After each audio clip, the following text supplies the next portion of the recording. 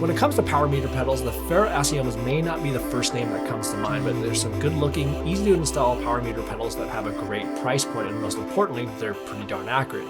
In fact, I use the Assiomas as well as a pair of Garmin Vector 3s when I'm testing power accuracy on bike trainers. So I've been using this pair of Favero Assioma dual pedals for about the last year or so, and today I'm going to tell you what I liked about them, what I didn't like about them, go over the power accuracy as well as some of the advanced cycling dynamics. Oh, and really quick, if this video does help you out at all, or if you found it interesting, make sure to hit that like button down below, as it definitely helps the channel a lot and I appreciate it.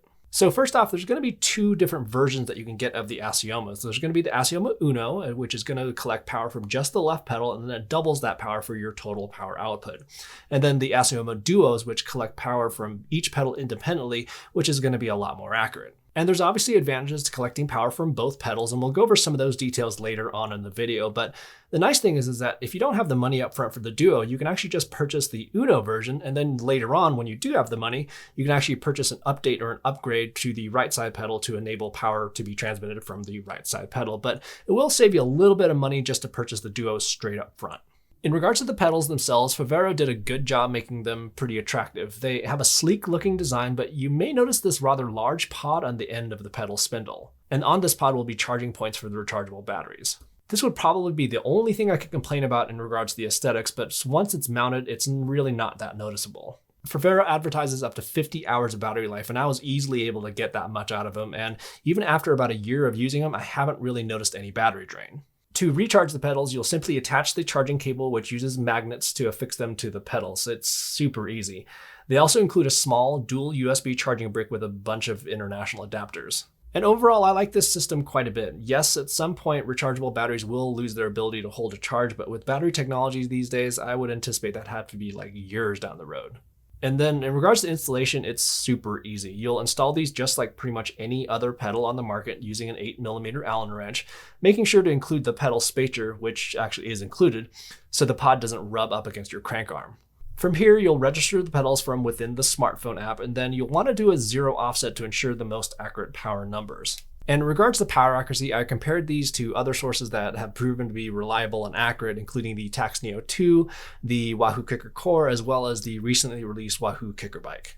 So stacked up against the Kickr Bike, we see some really nice results here. It was 2 watts off over the duration of the entire ride. And then if we take a look at the middle section of the ride, again, pretty darn good stuff. And then if we compare the power numbers on this sharp sprint, we have 831 watts on the Assiomas versus 819 watts on the Kickr Bike. That's not too shabby. And then here's another ride on the Kickr Bike. You will notice 2 small little blips where there was a drop, but it was just a momentary thing, and overall there is not too much to complain about. And if we take a look at this last sprint here, again, we have some extremely close numbers of 1129 watts for the Assiomas and 1090 for the Kickr Bike. And then also notice at the end here where there is virtually no difference between the two. And then in this last example against the Tacx Neo 2, we see things line up really well, where over the course of the ride, it was only off by less than 1 watt.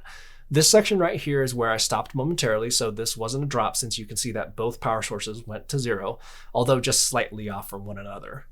And then if we take a look at these sharp sprints right here, there's not too much to complain about.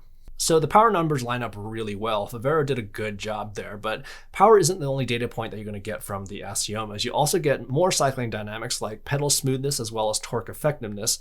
And if you have the Duo models, you'll actually get left and right power balance. But along with pedal smoothness and torque effectiveness, the Assiomas also have some more advanced cycling dynamics that they added in mid-2019, including IAV rider position, which is basically your sitting or standing time, as well as IAV power phase, which shows you the portion of your pedal stroke where you're actually generating positive torque. And if you purchase your Assiomas before July of 2019-ish, you'll actually just get all these new advanced cycling dynamics for free via firmware updates. So if you haven't updated your firmware in a while, just go into the smartphone app and make sure you have the most current firmware.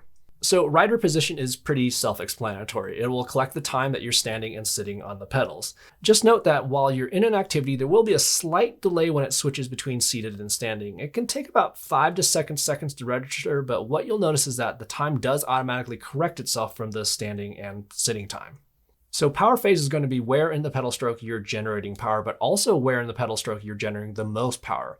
The one portion of advanced cycling dynamics that the Garmin Vector 3s do have that the Assiomas do not is going to be platform center offset, or PCO, which is basically the portion of the pedal spindle where you're pushing down on the most.